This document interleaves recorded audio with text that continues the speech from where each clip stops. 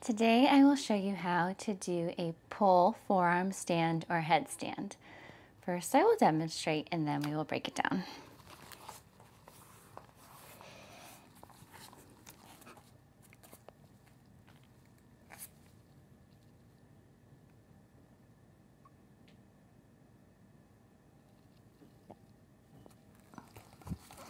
So this is just a very basic getting started option. So I prefer to do it on the forearms and less of a headstand because it's not good for our spines and our body to constantly be doing headstands and having our body weight and gravity compressing in our neck there. So if you are going to do the headstand version where you put your head on the ground and a little bit of weight goes into that head, really try to push through those shoulders, push through those arms to take the weight off your neck and off your head.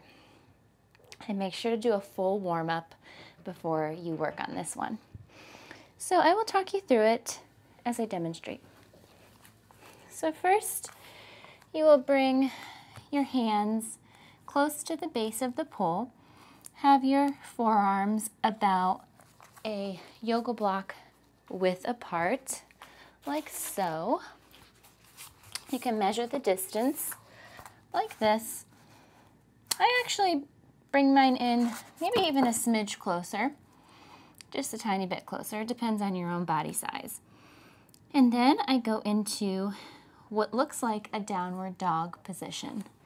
So I go like this, which, you know, similar to a downward dog. And then I lift one leg as high as you can. Get that leg up there as high as you can. And maybe just start doing a couple little hops. Hop until, ooh, you can feel the pull. Look, you can start to feel the pull with some of your hops. And then you will hook that leg and push through those arms, arch and extend the leg if you want to do a little splitty version. But you can also do some other shapes where you bring your bottom to the pole and do other splitty shapes, stag legs. I can show you a couple there. But first you can try, if you're scared, try with a spotter for sure. Use a big mat if you are just getting started. And you can try this up against the wall. So you would do the same thing. You would bring your arms close to the wall, get into that downward dog-like position, and then start to do the little hops until you feel comfortable. That will help you start to learn how to distribute your weight into your arms and your shoulders and how to use the correct momentum when you're kicking. Not to kick too hard and to kick enough to get up. It will also help you learn to use your core when you're lifting and when you're trying to balance. And it will make you more confident so that when you come to the pull, you won't be afraid anymore. I'll show you a couple other shapes. So the headstand version just means that your head is on the ground. Again, try not to do that. So again, it's that downward dog. Lift through one leg, hop, little hop until you find the pole. Push through those arms, and now here, I'm going to bring, ooh, you can use the other foot for balance. I'm going to push the head through the shoulders just so I can make a pose. So come out, kick down. Sometimes people get stuck when they're coming out. That's why it's good to have a big crash mat here, and why it's also good to have a spotter to help you guide you when you're coming back over.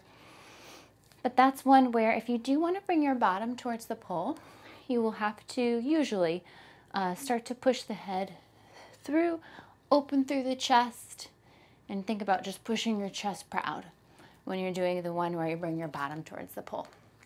If you're arching through the spine and leaning away from the pole, you don't have to do that. So try some different variations and see what you like and play with it. And definitely try it up against the wall, and always start with the little downward dog version just to get yourself comfortable. One other last little tip you can do is you can do regular downward dog, like so, and come up near a wall and just practice your handstand, a full handstand. Same thing, and you would just hop up like that. So you have some different arm positions you can play with, and definitely watch. So whenever you're working on the forearm stands, just watch your distance here. Just make sure you don't start to do this. This is a huge mistake I see a lot of people do. They start to sink and they push their elbows out and they bring their hands together like that. You don't want to do that. You want to keep your arms nice and parallel. Maybe even turned in a little bit. And about that yoga block distance, so you can check yourself. And you can also, some people will use a strap on their forearm to help correct themselves and to help so that they don't start to slide those elbows out, because so many people do, and that's how you can injure the shoulder area. I've done it myself once when I was first learning too. Luckily, it wasn't that bad.